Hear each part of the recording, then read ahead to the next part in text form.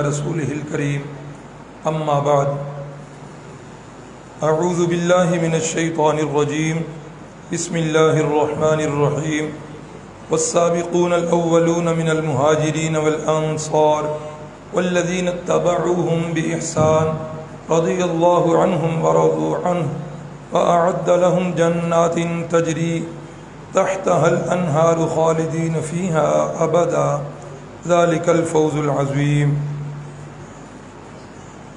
حضور آئے تو سر آفرینش پا گئی دنیا، اندھیروں سے نکل کر روشنی میں آ گئی دنیا، بجھے چہروں کا رنگ اترا ستے چہروں پہ نور آیا، حضور آئے تو زمانے کو جینے کا شعور آیا، خرد کی شمع افروزی جنوں کی چارہ فرمائی، زمانے کو اسی امی کے صدقے سمجھ آئی، یتیموں اور ضعیفوں کو پناہیں مل گئیں آخر، حضور آئے تو ذروں کو نگاہیں مل گئیں آخر۔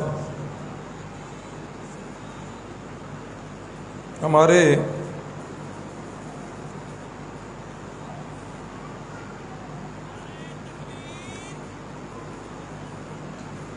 کورس میں شرکاء جو نئے آ رہے ہوں وہ جو ساتھی استقبالیہ پر ہوتا ہے ان کی ذرا چٹ بھیج دیا کریں، جس طرح آج ہمارے بہت ہی مہربان شیخ محمد اکرام صاحب تشریف لائے، ہم انہیں خوش آمدید کہتے ہیں۔ حضرت سید سلیم اللہ شاہ صاحب کافی دنوں سے ہماری سرپرستی فرما رہے ہیں، اہلا و سہلا و مرحبا۔ بھائی بلال صاحب کی بھی میرا خیال ہے کچھ غیر حاضریاں ہوئی تھیں، اب تو پابندی ہو رہی ہے، بھائی صاحب نہیں آ رہے، اچھا چلو جی، اللہ تعالی ہم سب کو اسی طرح جنت الفردوس میں بھی اکٹھا رکھے۔ پچھلے اسباق کی دہرائی ہو جائے، کل دنیاوی زندگی کتنی جی؟ قبل از نبوت حیات طیبہ، مکی زندگی کتنی؟ 53 سال۔ مدنی زندگی پیدائش مبارکہ کب ہوئی جی؟ واقعہ فیل سے 50 دن بعد، یہ غلطی مجھ سے ہو جاتی تھی۔ واقعہ شق صدر کب ہوا؟ 4 سال کی عمر مبارک میں۔ والدہ ماجدہ کی وفات کب ہوئی؟ 6 سال کی عمر مبارک میں۔ دادا جان کی وفات کب ہوئی؟ 8 سال کی عمر مبارک میں۔ حضرت ام المؤمنین حضرت خدیجہ الکبریٰ سے نکاح کس عمر میں؟ 25 سال کی عمر مبارک۔ تعمیر بیت اللہ 35 سال کی عمر مبارک میں، اور پہلی وحی کا جو نزول ہوا 40 سال کی عمر مبارک میں۔ یہ کل بات گزر چکی تھی کہ پہلی وحی کے نزول کے بعد 3 سال تک خفیہ تبلیغ رہی، 3 سال تک، اور ان 3 سالوں کے اندر جو نفوس قدسیہ دعوت پر لبیک کہتے گئے، کچھ صحابہ اکرام کی بات کل ہو چکی تھی، ام المومنین سیدہ خدیجہ الکبریٰ، سیدنا صدیق اکبر رضی اللہ تعالی عنہ، ابو بکر رضی اللہ تعالی عنہ، ان کا تو تذکرہ جتنا بھی کیا جائے ان کا تذکرہ تو ختم ہوتا ہی نہیں ہے۔ سیرت النبی اگر کوئی بندہ چاہے کہ میں بیان کروں اور صدیق اکبر کا تذکرہ نہ ہو، سیرت النبی بیان نہیں ہو سکتا، یا کوئی بندہ چاہے میں صدیق اکبر کی سیرت بیان کروں اور رسول اللہ سے جدا کر دوں، یہ بات بھی ممکن ہے؟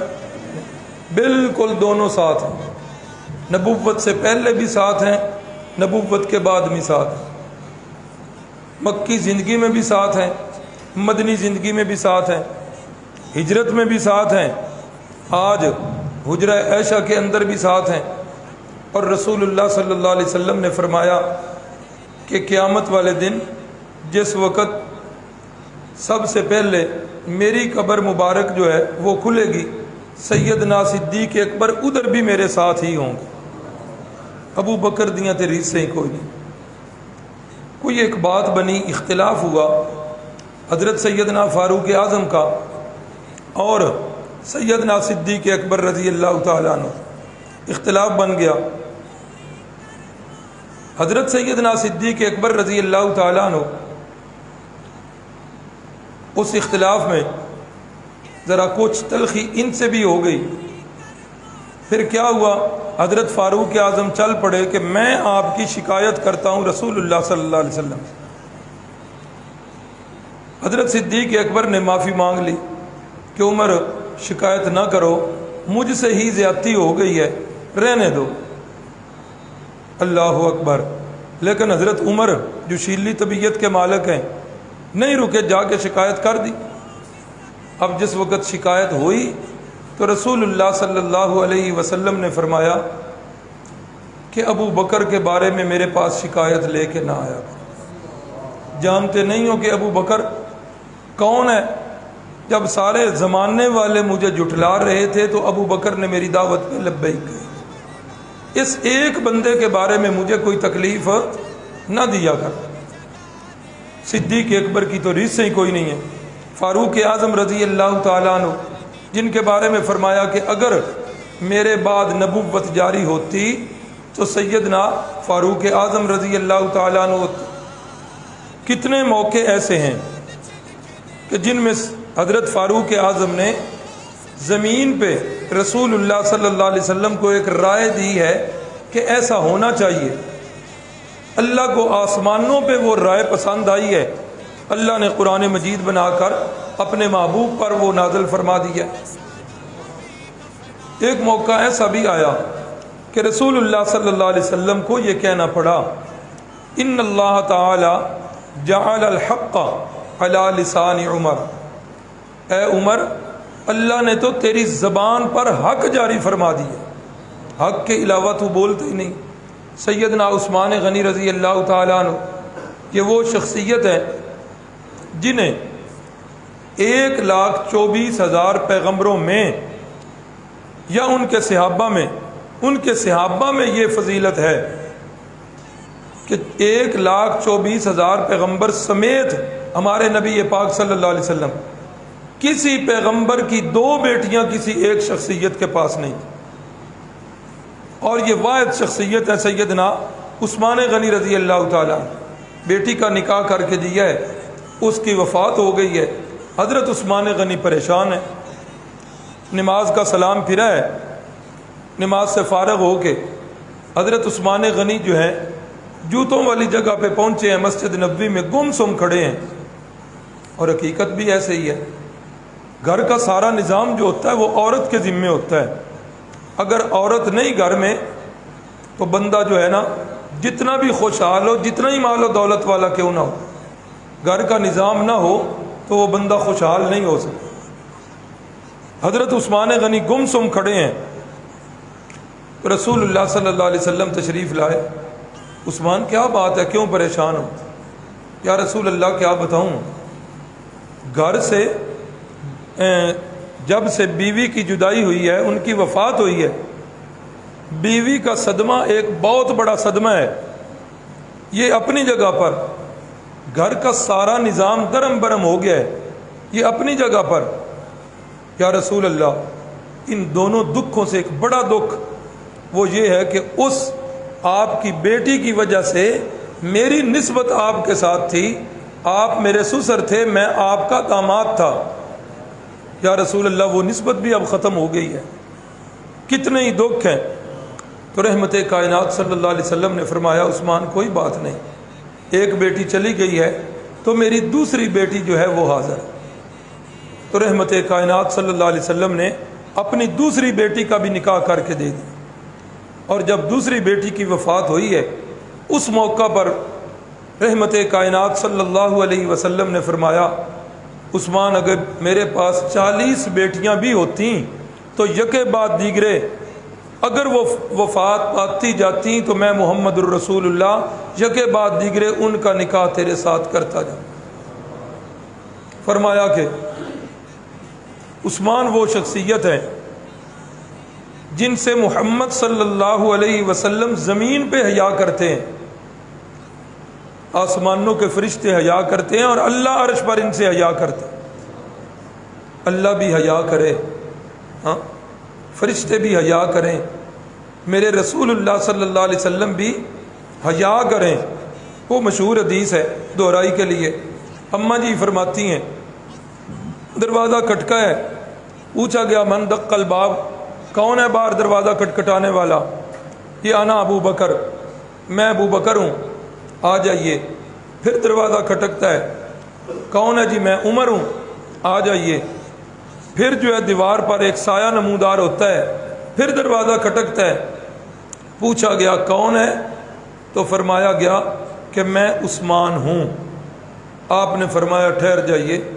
حدیث میں ہے رسول اللہ صلی اللہ علیہ وسلم کی پنڈلی مبارک ننگی تھی، تیبند مبارک تھوڑا سا اوپر تھا، آپ نے پنڈلی مبارک کو ڈھانپا اور ڈھانپنے کے بعد فرمایا عثمان اب آ جاؤ۔ خواتین کی نظر شاید ان معاملات کی طرف زیادہ ہوتی ہے، نہ رہ سکی اماں جی، یا رسول اللہ ابا جی تشریف لائے تو آپ اسی حالت میں رہے، حضرت فاروق اعظم تشریف لائے تو آپ اسی حالت میں رہے، حضرت عثمان غنی کی آمد پر یہ تبدیلی کیوں ہوئی ہے؟ اللہ اکبر۔ تو رسول اللہ صلی اللہ علیہ وسلم نے فرمایا عائشہ، جس سے اللہ کے فرشتے حیا کرتے ہوں، میں محمد الرسول اللہ اس سے حیا کیوں؟ اللہ بھی حیا کرے، فرشتے بھی حیا کریں، اور پھر رسول اللہ صلی اللہ علیہ وسلم بھی حیا کریں، لیکن آج کا اپنے آپ کو مسلمان کہلانے والا حیا نہ کرے۔ کتنے دکھ سے کہنا پڑتا ہے، آپ کے اس شہر میں 18 ذی الحجہ جو حضرت عثمان غنی کی شہادت کا دن ہے، اس شہادت والے دن کے اندر ہر شہر میں اور آپ کے اس شہر میں بھی عید منائی جاتی ہے۔ اس دن کے اندر جشن عید غدیر کے نام سے محفلیں سجتی ہیں، جشن منایا جاتا ہے اس صحابی رسول کی وفات پر، جس سے اللہ بھی حیا کرے، اللہ کا محبوب بھی حیا کرے۔ اللہ تعالیٰ ان کو بھی سمجھ دے اور اللہ تعالیٰ ہدایت ان کے نصیب میں کرے۔ تو حضرت عثمان غنی، حضرت علی المرتضیٰ کے اسلام لانے کا واقعہ وہ گزر چکا، حضرت طلحہ رضی اللہ تعالیٰ عنہ ان کے بھی کچھ مختصر سا تعارف گزر چکا، حضرت زبیر رضی اللہ تعالیٰ عنہ یہ وہ شخصیت ہیں کہ مدینہ طیبہ میں جب ہجرت کر کے مسلمان آئے تو سب سے پہلے حضرت زبیر جو ہیں ان کی پیدائش ہوئی ہے۔ حضرت زبیر عبداللہ بن زبیر کی، ان کے بیٹے حضرت عبداللہ بن زبیر ان کی پیدائش ہوئی ہے۔ حضرت سعد بن ابی وقاص رضی اللہ تعالیٰ عنہ اسلام لانے سے پہلے خواب دیکھتے ہیں۔ خواب میں کیا دیکھتے ہیں کہ مکے کے اندر اندھیرا ہی اندھیرا ہے، ہر چیز پر اندھیرا چھایا ہوا ہے، کوئی چیز نظر نہیں آ رہی۔ اچانک دیکھتے ہیں کہ چاند جو ہے وہ طلوع ہوتا ہے، اور فرماتے ہیں کہ میں خواب کے اندر ہی چاند کی طرف چلتا ہوں، جس وقت چاند کے پاس پہنچتا ہوں تو کیا دیکھتا ہوں کہ مجھ سے پہلے ابو بکر وہاں موجود ہیں، مجھ سے پہلے حضرت سیدنا علی المرتضیٰ وہاں موجود ہیں، مجھ سے پہلے سیدنا زید وہاں پر موجود ہیں، یہ سارے لوگ جو ہیں یہ مجھ سے پہلے چاند تک پہنچ چکے ہیں۔ فرماتے ہیں صبح اٹھ کر اپنا یہ خواب میں نے صدیق اکبر کو سنایا تو حضرت صدیق اکبر کہنے لگے کہ تیرا یہ خواب سچا ہے، اور حضرت صدیق اکبر نے مجھے بازو سے پکڑا، سیدھا رسول اللہ صلی اللہ علیہ وسلم کے پاس لے گئے، فرمانے لگے یہی وہ چاند ہے جس کی روشنی ہم حاصل کر چکے ہیں، اور تمہیں ان کی روشنی حاصل کرنے کے لیے میں یہاں لے گیا۔ کلمہ پڑھ لیا، مسلمان ہو گئے۔ اب جس وقت پتہ چلا ان کی والدہ کو گھر میں، حضرت سعد بن ابی وقاص کی والدہ کو، سعد مجھے پتہ چلا تو بے دین ہو گیا، باپ دادے کا دین چھوڑ دیا ہے۔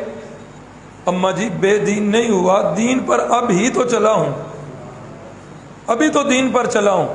نہیں بیٹا اس دین کو چھوڑ دے۔ پہلے پیار سے سمجھاتی رہی، نہ سمجھے، ڈانٹا ڈپٹا، پھر دھمکی دی، لے پھر سعد اگر تو یہاں پر اپنے پہلے دین پر واپس نہیں آئے گا نا، میں جا کر دھوپ میں بیٹھ رہی ہوں، میری بھوک ہڑتال ہے، جو بندہ میرے پاس سے گزرے گا، بال بکھیر لیے، دوپٹہ اوپر سے اتار دیا ہے، اور کہنے لگی کہ سعد اب جو بندہ مجھ سے پوچھے گا کہ کیوں اس حالت میں ہو، تجھے بدنام کروں گی، میں کہوں گی کہ سعد میرا نافرمان ہے، سعد میری بات نہیں مان رہا، اپنے دین سے پھر چکا ہے، تو میں اسے کہہ رہی ہوں یہ میری بات نہیں مانتا، اس طرح سعد تجھے بدنام کروں گی۔ اللہ اکبر، اللہ اکبر۔ حضرت سعد لگے منتیں اور سماجتیں کرنے، بڑی منت سماجت کی، والدہ نہیں مان رہی، بالآخر کہنے لگے اماں تو ایک اماں ہے نا، اور تیرے اندر ایک جان ہے، اللہ کی قسم تیرے جیسی 100 مائیں ہوں اور ان 100 ماؤں کے اندر 100 جانیں ہوں تو وہ محمد عربی کے قدموں پر نچھاور کی جا سکتی ہیں، ساتھ جو ہے اب اس دین سے واپس پلٹ کے نہیں۔ آئے بارگاہ رسالت مآب، یا رسول اللہ میری والدہ نے بھوک ہڑتال کی ہوئی ہے، یا رسول اللہ ان کی ہدایت کے لیے دعا فرمائیں۔ ان کا بھی یہ واقعہ ملتا ہے، حضرت سیدنا ابو ہریرہ ان کی بھی والدہ کا اسی طرح کا ملتا جلتا واقعہ ملتا ہے۔ رحمت کائنات صلی اللہ علیہ وسلم نے دعا کے لیے ہاتھ مبارک اٹھائے اور حضرت سعد نے گھر کی طرف دوڑ لگا۔ لوگوں نے پوچھا سعد اتنا جلدی میں پہلے تو کبھی نہیں گئے ہو، کیوں تیزی میں دوڑ رہے ہو؟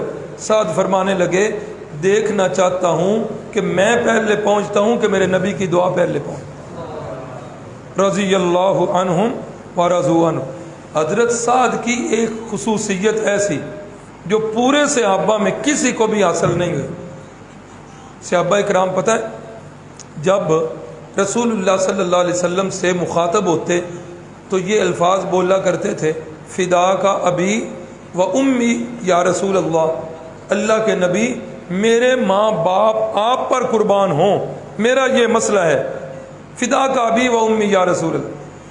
پورے 1 لاکھ سے زیادہ صحابہ میں سعد بن ابی وقاص وہ شخصیت ہیں کہ عہد والے دن جس وقت حضرت سعد رضی اللہ تعالیٰ عنہ مشرکین پر تیر برسا رہے تھے، رسول اللہ صلی اللہ علیہ وسلم انہیں تیر پکڑاتے ہوئے کہتے ارمی یا سعد فدا کا ابی و امی یا سعد، سعد چن چن کے ان کو تیر مار، سعد تیرے اوپر میں محمد کے بھی ماں باپ جو ہیں وہ قربان صلی اللہ علیہ وسلم۔ تو یہ بھی صرف انہی کی خصوصیت ہے کہ رسول اللہ صلی اللہ علیہ وسلم نے انہیں یہ فرمایا کہ فدا کا ابی و امی۔ حضرت سیدنا ابو ذر غفاری، غفار قبیلہ ہے، اس قبیلے کے یہ فرد ہیں اور اپنے قبیلے کے اندر یہ بڑے عزت والے ہیں، لوگ بڑی قدر کی نگاہ سے دیکھتے ہیں۔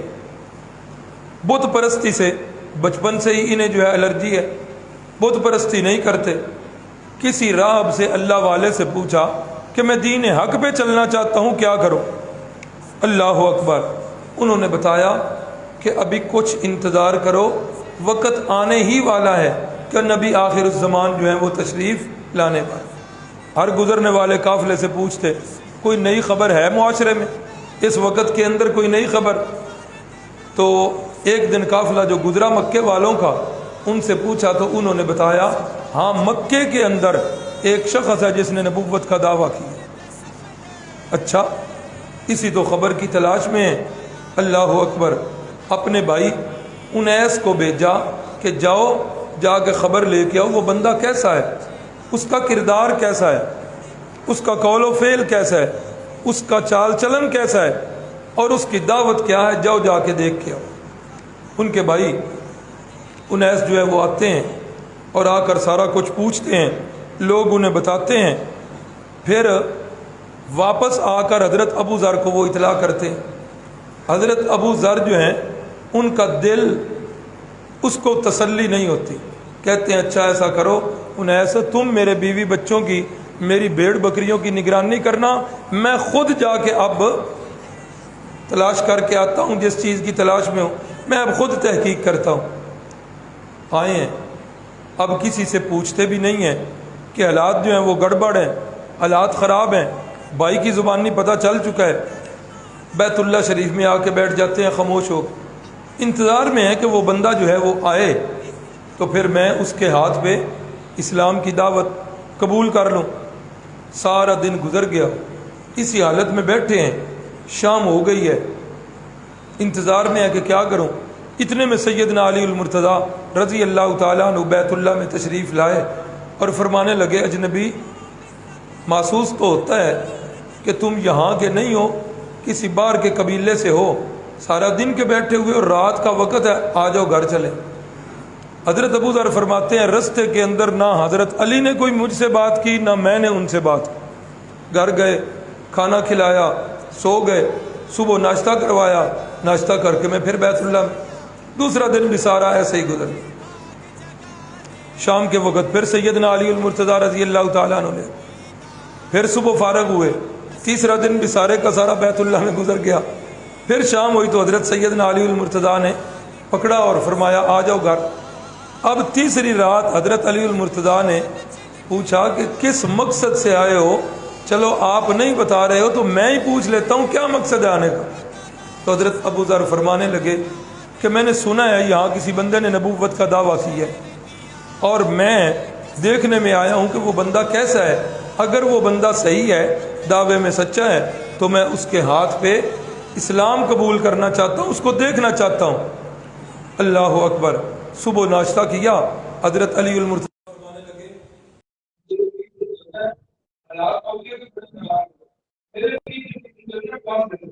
اگر تو خطرہ محسوس ہوا نا تو میں چھوٹ جاؤں گا، جیسے خدا اپنے چھوٹے کو کرنے لگتا ہے یا کوئی کام کرنے لگتا ہے، میں اس طرح جھک جاؤں گا، میرے پاس سے گزر جانا، مجھے رکا ہوگا دیکھ کر تم میں نہیں رکوں، اور اگر میں نہ رکوں تو میرے لیے ایسا ہی ہوا کہ رسول حضرت سیدنا علی المرتضیٰ رضی اللہ تعالیٰ چلتے گئے اور حضرت ابو ذر پیچھے چلتے گئے، جہاں پر رسول اللہ صلی اللہ علیہ وسلم تشریف فرما گئے، حضرت ابو ذر کو وہاں پہنچا۔ حضرت ابو ذر نے دیکھا اور دیکھتے ہی زبان کوئی ٹوٹا، جو حضرت آبا کی زبان سے نکلا کرتا تھا کہ لئی خطیبہ کی ان کا کتاب ہے کہ اتنا خوبصورت کیا کہ جھوٹے لوگ نے کہا اسلام قبول کر دیا۔ اسلام قبول کرنے کے بعد فرمایا یا رسول اللہ میرے لیے کیا حکم ہے؟ فرمایا واپس جا سکتے ہیں، ابھی بھی تمہاری ضرورت نہیں، جب ضرورت پڑے گی تو کال کروں گا۔ فرمایا یا رسول اللہ ٹھیک ہے، آپ کی طرف سے اجازت دی جاتی ہے۔ سیدھا بیت اللہ میں آ گئے، لوگ اپنے اپنے مزاج کے مطابق بیٹھے ہوئے ہیں، کچھ طواف کر رہے ہیں ہم سے رکھی ہے مکہ، کچھ بیٹھ کر ویسے ذکر کر رہے ہیں، کچھ بندوں میں لگے ہوئے ہیں، لوگ بیٹھے ہوئے ہیں۔ حضرت ابو ذر رضی اللہ تعالیٰ عنہ قوم کی فرمایا لوگوں، اللہ نے تمہیں ایک موتی دی ہے جس کی تم قدر نہیں کر رہے ہو، میں اس کی دعوت پر لبیک کہہ چکا ہوں، اشہد ان لا الہ الا اللہ واشہد ان محمدا عبدہ ورسولہ۔ بس کلمہ پڑھنے کی دیر تھی کہ مشرکین مکہ ٹوٹ پڑے، مار مار مار کے اتنا برا حال کیا کہ انتہائی تشدد۔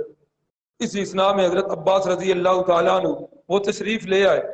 جس وقت حضرت عباس نے دیکھا کہ یہ تو ابو ذر ہیں غفار قبیلے کے، انہوں نے پہچان کے مشرکین مکہ کو پیچھے کیا، کہا جانتے نہیں ہو یہ کون بندہ ہے؟ یہ قبیلہ غفار کا بڑا شریف آدمی ہے، یہ بڑی عزت والا بندہ ہے، اور غفار کا قبیلہ وہ قبیلہ ہے جس وقت تم تجارت کرنے کے لیے جاتے ہو نا، ان کے قبیلے سے گزر کے جاتے ہو، اگر ان کے بندے کو غفار کے قبیلے کے بندے کو کچھ ہو گیا تو تمہارا رستہ بند کریں گے، پیچھے ہو جاؤ۔ حضرت عباس رضی اللہ تعالیٰ عنہ نے چھڑا دیا، ساری رات بیچارے تکلیف سے کراتے رہے۔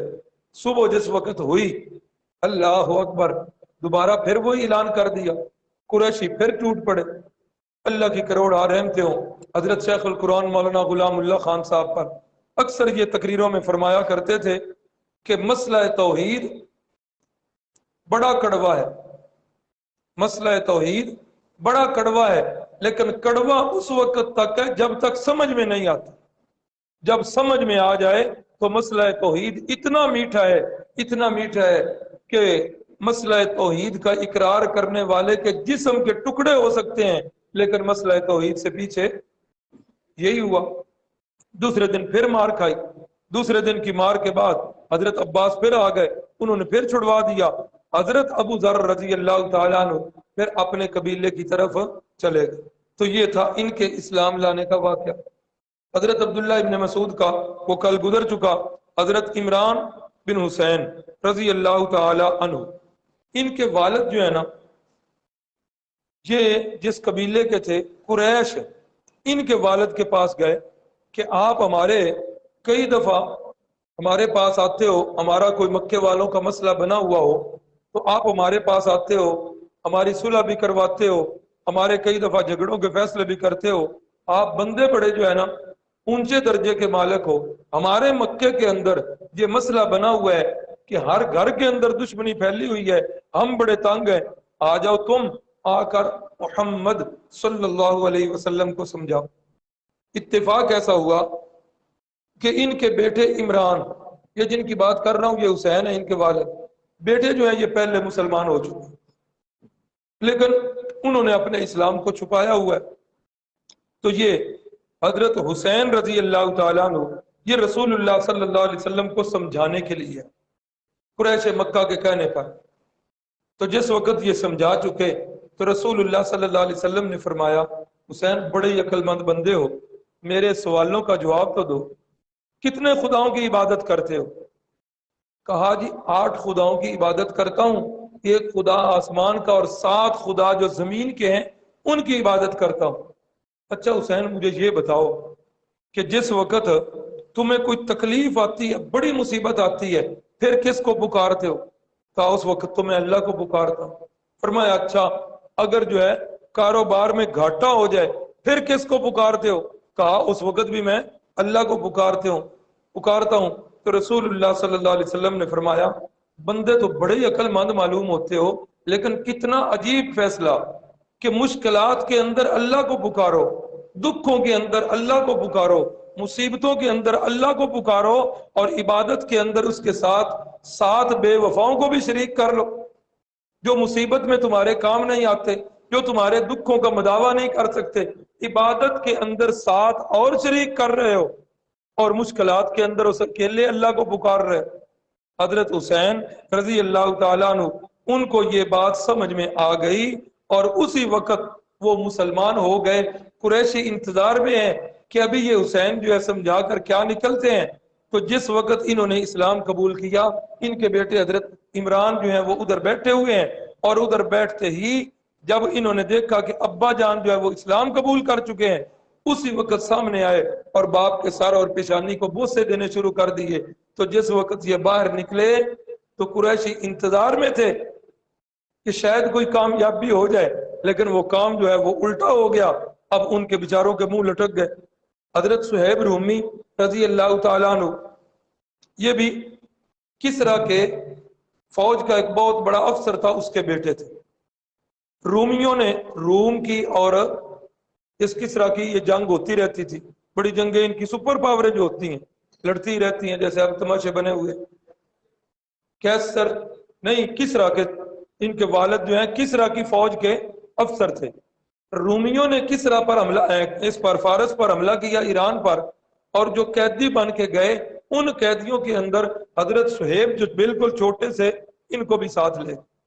اب یہ ادھر روم کے اندر رہے، روم کے اندر وہ رومی جو تھے وہ عیسائی مذہب پر تھے، تو یہ ان کے عبادت کے طریقے دیکھتے رہے۔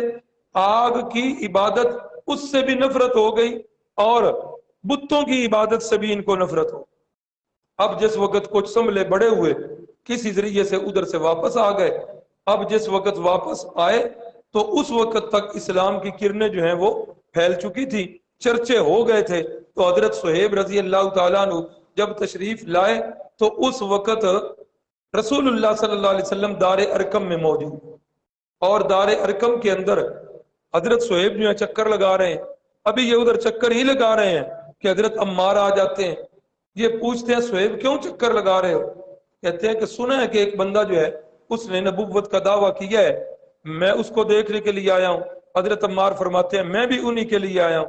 یہ دونوں حضرات آئے اور انہوں نے بھی آ کر اسلام کو قبول کیا۔ تو یہ سارے وہ حضرات ہیں جو سابقون الاولون ہیں۔ قرآن مجید کی جو آیت کریمہ پڑھی ہے، اللہ نے فرمایا والسابقون الاولون من المہاجرین والانصار، فرمایا سب سے پہلے سبقت کرنے والے جنہوں نے ہجرت کے اندر سبقت کی، والانصار، فرمایا دوسرے سب سے پہلے وہ بندے جنہوں نے ان مہاجرین کی مدد اور نصرت کی۔ کتنے گروہ ہو گئے؟ دو، ایک مہاجرین ہجرت میں سبقت کرنے والے، دوسرے ان کی مدد میں سبقت کرنے والے۔ تیسرا گروہ فرمایا والذین اتبعوہم بإحسان، اور وہ لوگ جو ان مہاجرین و انصار کے نقش قدم پر چلنے والے۔ اللہ ان کے نقش قدم پر چلنا سکھ، اللہ تعالیٰ ہمارے مقدر میں کرے، اور اللہ تعالیٰ صحابہ کے نقش قدم نصیب فرمائے۔ فرمایا یہ تینوں گروہ میں اللہ آسمان سے اعلان کرتا ہوں، رضی اللہ عنہم ورضوا عنہ، میں اللہ ان سے راضی اور یہ مجھ سے راضی۔ اعد لہم جنات تجری من تحتها الانہار، میں اللہ نے جنت تیار کی ہے، اور وہ جنت جو ہے ان سابقون الاولون کی انتظار میں۔ اللہ اکبر۔ یہ نبوت کے پہلے 3 سال خفیہ تبلیغ میں یہ حضرات اور بھی بہت سارے صحابہ اکرام جو ہے یہ مسلمان ہیں۔ تبلیغ خفیہ ہے، لیکن اتنے لوگوں کا اسلام قبول کر لینا اور پھر اسلام کے اوپر ڈٹ جانا یہ بہت بڑی کامیابی۔ اللہ کی طرف سے اگلا حکم آ گیا، انذر عشیرتک الاقربین، اے میرے محبوب اب خفیہ تبلیغ کو چھوڑیے، اب جو ہے فاصدع بما تؤمر، یہ حکم آ گیا، فاصدع بما تؤمر واعرض عن المشرکین۔ اے میرے محبوب فاصدع بما تؤمر، حضرت شاہ صاحب بڑا پیارا اس کا معنی کرتے تھے، فرماتے تھے نہ ڈر تے نہ چک، فاصدع بما تؤمر، اے میرے پیغمبر اب ڈرنے کی جھجکنے کی ضرورت نہیں ہے، اعرض عن المشرکین، اب توحید کو ننگا کر کے بیان کیجئے اور کسی کی پرواہ نہ کیجئے۔ اب جب یہ حکم آ گیا تو رسول اللہ صلی اللہ علیہ وسلم نے قریش کی دعوت کی کہ اللہ کی طرف سے یہ حکم آ چکا ہے، اب جو ہے بتاؤ۔ ابو لہب جو ہے وہ پہلے کھڑا ہوا، اس نے کہا خبردار اس بات کو اپنے تک محدود رکھنا، کسی اور تک یہ بات نہ کرنا، کل کو حالات خراب ہوئے تو ہم نے آپ کا ساتھ کوئی نہیں دینا۔ اللہ کے نبی صلی اللہ علیہ وسلم خاموش رہے۔ چند دن کے بعد پھر دعوت کی، اس دعوت کے اندر پھر بنو عبد المطلب کو ہی دعوت دی، پھر ابو لہب کھڑا ہو گیا، اس نے پھر سنائی تو رسول اللہ صلی اللہ علیہ وسلم کی پھپھو جان حضرت صفیہ رضی اللہ تعالی عنہا وہ کھڑی ہوئیں، اور ان کے تو بھائی لگتے تھے ابو لہب، انہوں نے پھر اس کا منہ توڑ جواب دیا۔ پھر تیسری دفعہ رسول اللہ صلی اللہ علیہ وسلم نے کوہ صفا پر کھڑے ہوئے اور کھڑے ہو کے فرمایا، پہلے تو لوگوں کو اکٹھا کیا، اس وقت کے مطابق ایک طریقہ ہوتا تھا، اس طرح ہمارے یہاں متوجہ کرنے کے لیے کہا جاتا ہے حضرات ایک ضروری اعلان سنی، تو اس وقت رسول اللہ صلی اللہ علیہ وسلم نے اکٹھا کرنے کے لیے اشارہ کیا، فرمایا کہ اکٹھے ہو جاؤ۔ اب یہ لفظ ایسا تھا اس کے لیے لوگوں کو اکٹھا کیا جائے۔ اب سارے لوگ آ گئے صفا کی پہاڑی پہ، جو نہیں آ سکتا تھا اس نے اپنا نمائندہ بھیج دیا۔ رحمت کائنات صلی اللہ علیہ وسلم نے وہاں ان سے پوچھا تو اے لوگو 40 سال نہیں 43 سال میری عمر کے تمہارے اندر گزر چکے، لقد لبثت فیکم عمرا من قبلی، اتنا عرصہ میں تمہارے اندر ٹھہرا ہوں، تمہارے اندر میرے بچپن کے دوست بھی موجود ہیں، تمہارے اندر میرے لڑکپن کے ساتھی بھی ہیں، اور تمہارے اندر میرے جوانی کے دوست بھی ہیں۔ جوانی کے دوستوں سے کوئی باتیں ڈھکی چھپی نہیں ہوتی۔ بتاؤ یہ میری نبوت والی صاف چادر، اس پر کوئی دھبا تم نے دیکھا ہے؟ جی بالکل نہیں دیکھا۔ فرمایا سوچ لو۔ کہنے لگے نہیں، جربناک مرارا، کتنی دفعہ تمہیں آزمایا ہے، ما وجدناک الا صدقا، سچ کے علاوہ کچھ نہیں پایا۔ اللہ اکبر۔ فرمایا سنو، جس پہاڑی پہ میں کھڑا ہوں، اگر میں تمہیں یہ کہہ دوں اس پہاڑی کے پیچھے ایک بہت بڑا لشکر آ رہا ہے، تمہارے اوپر حملہ آور ہوگا، میری بات کو مان لو گے؟ کچھ من چلے، پہاڑی کے اوپر چڑھے، پیچھے دیکھا کہ لشکر تو کوئی بھی نہیں آ رہا، لیکن وہ اتر کر بھی اور باقی جتنے حضرات تھے انہوں نے کہا کہ اے محمد صلی اللہ علیہ وسلم، سچی بات تو یہ ہے ہماری آنکھیں دھوکہ کھا سکتی ہیں تیری زبان پر ہم نے کبھی جھوٹ نہیں۔ فرمایا اچھا، سچ کے علاوہ کچھ نہیں پایا؟ فرمایا ٹھیک ہے، پھر سچوں کے سچے سے آج پھر ایک اور سچ سنو، قولو لا الہ الا اللہ تفلح۔ اب یہ اتنا لفظ کہا، قولو لا الہ الا اللہ تفلح، اب اس ایک جملے سے طوفان بدتمیزی کھڑا ہو گیا۔ اب اپنے جو ہیں وہ پرائے ہو گئے، اب دوست جو ہیں وہ دشمن بن گئے۔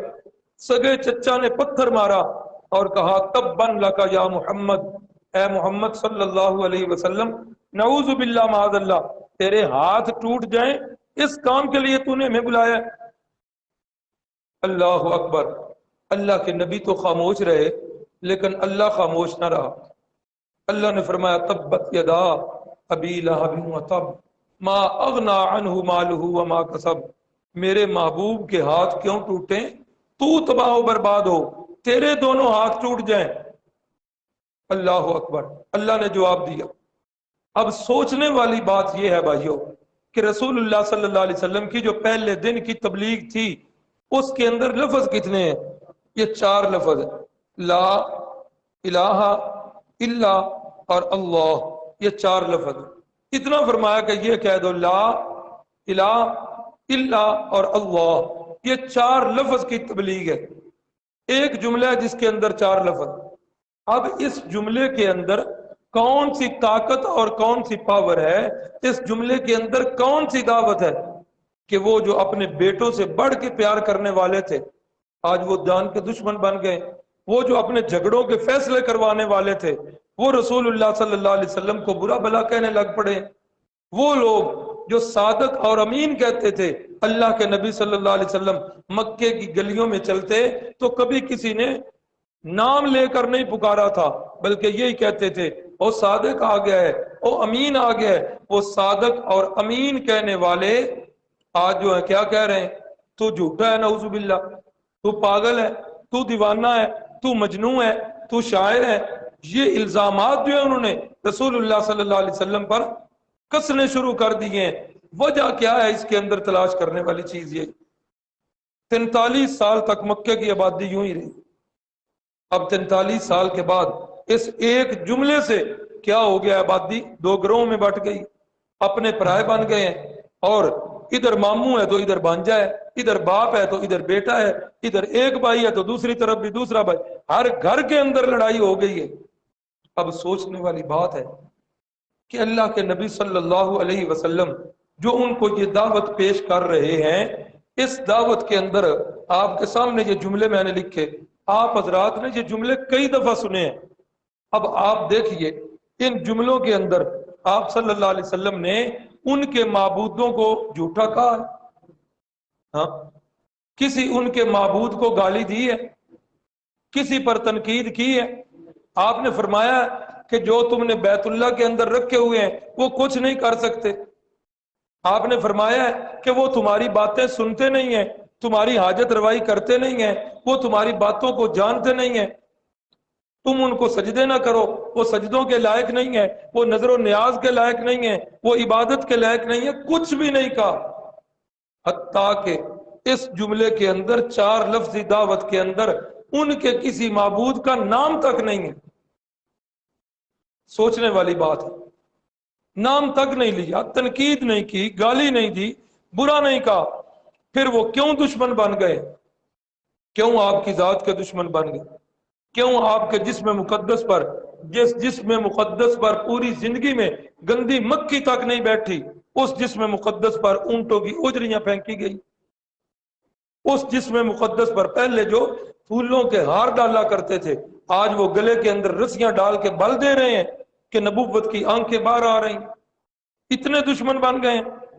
اللہ کے نبی کیا ان سے اپنی ذات بنوانا چاہتے تھے کہ مجھے مانو؟ کیا اللہ کے نبی اللہ کی ذات بنوانا چاہتے تھے ان سے؟ سوال ہے نا، کیا اللہ کی ذات بنوانا چاہتے تھے؟ نہیں نہیں، اللہ کی ذات کو تو مانتے ہیں، بیٹوں کا نام عبداللہ رکھتے ہیں، کعبے کو بیت اللہ کہتے ہیں، یہ اللہ کا گھر ہے، یہ اللہ کا بندہ ہے، اللہ کو بھی مانتے ہیں۔ کیا اللہ کے نبی اللہ کی صفتیں منوانا چاہتے تھے ان سے کہ اللہ کی صفات کو مانو؟ قرآن مجید کا مطالعہ اللہ تعالی ہم سب کے نصیب میں کرے۔ 11واں پارہ ہے، اللہ کا قرآن گواہ ہے۔ اللہ فرماتے ہیں قل من یرزقکم من السماء والارض امن یملک السمع والابصار، میرے محبوب ان سے پوچھو تمہیں رزق کون دے رہا ہے؟ آسمانوں سے کون بادل لے کے آتا ہے؟ کون بارشیں برساتا ہے؟ وہ بارشیں زمین میں کون پہنچاتا ہے؟ ان سے انگوریاں کون نکالتا ہے؟ پھر ان سے بالیاں کون نکالتا ہے؟ پھر آگے سٹے کون بناتا ہے؟ ان سٹوں کے اندر دانے کون بھرتا ہے؟ پوچھ میرے پیغمبر من یرزقکم، ان مکے کے مشرکوں سے پوچھو تمہیں رزق دینے والا کون ہے؟ امن یملک السمع والابصار، میرے محبوب ان سے پوچھئے تمہارے کانوں کا مالک کون ہے؟ تمہاری آنکھوں کا مالک کون ہے؟ من یخرج الحی من المیت ویخرج المیت من الحی، میرے محبوب ان سے پوچھو زندہ سے مردہ کو نکالنے والا، ہاں لفظی معنی بھی ہے اس کا، زندہ سے مردہ کو، مرغی سے انڈے کو نکالنے والا کون ہے؟ مردہ سے زندہ کو نکالنے والا کون ہے؟ انڈے سے چوزے کو نکالنے والا کون ہے؟ مرادی معنی دوسرا، کافر سے مومن کو پیدا کرنے والا کون ہے؟ آذر سے ابراہیم کو پیدا کرنے والا کون ہے؟ نوح سے کنان کو پیدا کرنے والا کون ہے؟ میرے محبوب پوچھ ان سے رزق دینے والا کون ہے؟ تمہاری کانوں اور آنکھوں کا مالک کون ہے؟ تمہارے ساری بگڑی بنانے والا، وَمَن يُدَبِّرُ الْأَمْرِ، اس پوری کائنات کے نظام کو چلانے والا کون ہے؟ کس کے حکم سے سورج جو ہے وہ منزلیں بدل رہا ہے؟ کس کے حکم سے سورج طلوع ہوتا ہے اپنی منزلیں طے کر کے رات کو غروب ہوتا ہے؟ کس کے حکم سے چاند اپنی منزلیں طے کرتا ہوا صبح کے وقت ڈوب جاتا ہے؟ کس کا حکم ستاروں پہ چل رہا ہے؟ ہواؤں پہ کس کا حکم چل رہا ہے؟ یہ پوری کائنات کا نظام چلانے والا کون ہے؟ من یدبر الامر، کون تدبیریں کر رہا ہے پوری کائنات کے کاموں؟ اللہ اکبر، اللہ اکبر۔ قرآن مجید کا مطالعہ کریں۔ اور جگہ پوچھا میرے محبوب ان سے پوچھو تمہارا مالک کون ہے؟ تمہارا خالق کون ہے؟ وَمَن یجیر ولا یجار علیہ من بیدہ ملکوت کل شیء، میرا پیغمبر پوچھ ان سے کہ پوری کائنات کس کے قبضہ کنٹرول میں ہے؟ وَهُوَ يُجِيرُ وَلَا يُجَارُ عَلَيْهِ، وہ کون شخصیت ہے جس شخصیت کی اتنی طاقت ہے کہ جس کو وہ پکڑ لے اس سے چھڑا کوئی نہیں سکتا، جس کو وہ چھوڑے اس کو پکڑ کوئی نہیں سکتا۔ اب یہ قرآن مجید کا آیتیں پڑھ رہا ہوں، 11واں پارہ ہے، دوسرا نصف شروع ہو رہا ہے، 18واں پارہ ہے، سورۃ المومنون کی آیتیں۔ اللہ رب العزت فرماتے ہیں میرا پیغمبر ان سے پوچھو، آگے اللہ نے جواب دیا قرآن میں موجود ہے، فَسَيَقُولُونَ اللَّهُ، میرے پیغمبر یہ کہیں گے یہ ہمارا خالق بھی اللہ ہے، ہمارا مالک بھی اللہ ہے، زمین و آسمان کا نظام چلانے والا بھی اللہ ہے، ہماری کانوں کا، آنکھوں کا، ناک کا، دل کا مالک بھی اللہ ہے، وہ جو پکڑ لے چھڑا کوئی نہیں سکتا وہ بھی اللہ۔ فَسَيَقُولُونَ اللَّهُ، اللہ ہی تو یہ سارا کچھ کرنے والا۔ پھر اللہ کے نبی ذات بھی نہیں منوانا چاہتے، صفات بھی وہ مانتے ہیں، پھر جھگڑا کس بات میں ہو رہا؟ اللہ اکبر، اللہ اکبر۔ جھگڑا اس بات میں تھا کہ اللہ کے نبی یہ کہنا چاہتے تھے کہ عبادت کے اندر ایک اللہ کے ساتھ کسی کو شریک، حالانکہ کئی جگہ ایسی ہیں جن کے اندر مشرکین مکہ خالص اللہ کو پکارا کرتے تھے، یہ بھی قرآن مجید گواہ ہے۔ 21واں پارہ، تیسرا رکوع ہے، فَإِذَا رَكِبُوا فِي الْفُلْكِ دَعَوُا اللَّهَ مُخْلِصِينَ لَهُ الدِّينَ، اے میرے محبوب جب یہ لوگ کشتیوں میں سوار ہوتے ہیں تو کشتی جب بھنور میں پھنستی ہیں تو اس وقت کس کو پکارتے ہیں؟ دعوا اللہ، صرف اللہ کو پکارتے ہیں، مخلصین لہ الدین، اس اللہ کو خالص پکارتے ہیں، اس کو کسی کے ساتھ، اس کے ساتھ کسی کو شریک نہیں۔ یہ مکے کے مشرک کا عقیدہ قرآن بیان کر رہا ہے، لیکن آج میری قوم کے، میرے بھائی، میرے افراد، میری قوم کے اپنے آپ کو مسلمان کہلانے والے آج وہ کیا نعرے لگا رہے ہیں؟ معین الدین چشتی میری پار کر دو کشتی، یہ نہیں سنا ہوگا تو یہ تو اکثر جگہوں پر آپ نے سنا ہوگا، اے مولا علی، اے شیر خدا میری کشتی پار لگا دینا۔ مکے کا مشرک کہے کہ کشتیوں کو پار لگانے والی ذات کون ہے؟ قرآن کہہ رہا ہے۔ پڑھیے 21ویں پارے کا 3 رکوع، آپ پر یہ واضح ہو جائے گا۔ اور آج مسلمان کہلانے والا اللہ کی ان صفات کے اندر جو ہے وہ شریک کر رہا۔ اور ایک جگہ قرآن نے بتائی ہے کہ جس وقت مکے کے مشرکوں کا عقیدہ کہ جس وقت اللہ کسی عورت کو امید لگاتے تو اس وقت کیا ہوتا؟ فلما تغشاها حملت حملا خفیفا فمرت بھی، ہلکا حمل ہے چل پھر رہی ہے، فلما اسقلت، جس وقت وہ حمل بوجھل ہو گیا، بالکل آخری ایام شروع ہو گئے، ولادت قریب ہو گئے، قرآن کے الفاظ نامہ پارا اسقلت دعوا اللہ ربہما لئن آتیتنا صالحا لنکونن من الشاکرین، اے اللہ اگر تو نے ہمیں ٹھیک ٹھاک بیٹا دے دیا۔ مفسرین نے صالحا کا معنی یہاں نیک نہیں کیا، ٹھیک ٹھاک کا مطلب آنکھیں ٹھیک ہو، کان ٹھیک ہو، زبان اس کی ٹھیک ہو، گونگا نہ ہو، بہرا نہ ہو، اندھا نہ ہو، ہاتھوں سے معذور نہ ہو، پاؤں سے معذور نہ ہو، ٹھیک ٹھاک اللہ تو نے اگر بیٹا دے دیا نا تو ہم تیرے شکر گزار بندے بن گئے۔ اللہ فرماتے ہیں فلما آتاہما صالحا، مجھ سے جس طرح کا مانگا تھا میں نے اسی طرح کا انہیں دے دیا۔ اب کیا ہوا؟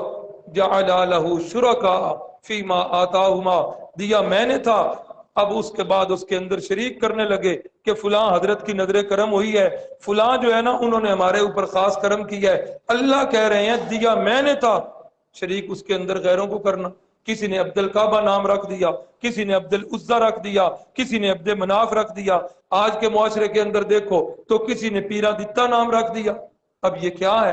قرآن مشرکین مکہ کے عقائد جو بتا رہا ہے، قرآن مجید کا مطالعہ کریں، اللہ کی قسم شرک سے جو ہے نا وہ دور رہیں۔ تو عرض یہ کر رہا تھا کہ یہ 4 لفظی دعوت ہے، اس کے اندر کسی معبود کا نام نہیں ہے، کسی کو برا بھلا نہیں کہا، کسی کو گالی نہیں دی، کسی کو تنقید نہیں کی۔ وجہ کیا بنی؟ صرف وجہ یہی ہے کہ وہ اس الہ کا معنی جو ہے وہ سمجھتے تھے، وہ عربی دان، وہ اس الہ کا معنی سمجھتے، وہ سمجھتے تھے کہ جب الہ کے اوپر لا آ رہا ہے، یہ لا کی تلوار الہ پر چلی ہے، یہ الہ لا بتا رہا ہے، وہ لوگوں لا کوئی بھی نہیں ہے، آسمان بھی نہیں ہے، زمینیں بھی نہیں ہے، پہاڑ بھی نہیں ہے، چاند سورج ستارے بھی نہیں ہے۔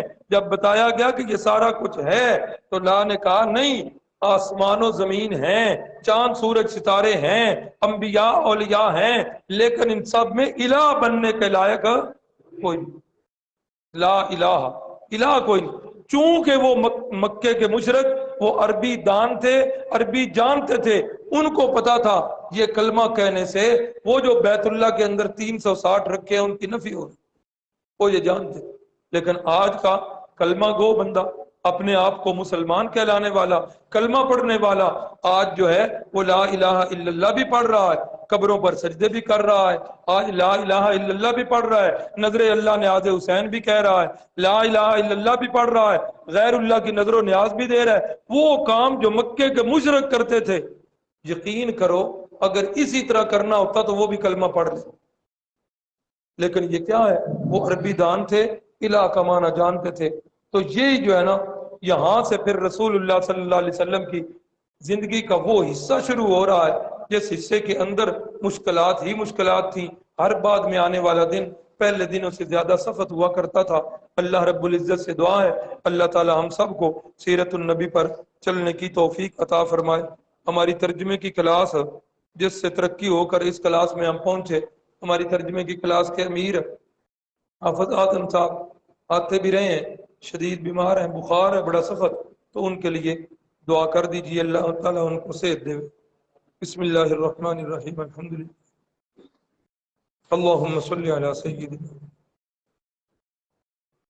اللہم انت الہنا لا الہ الا انت رب السماوات والارض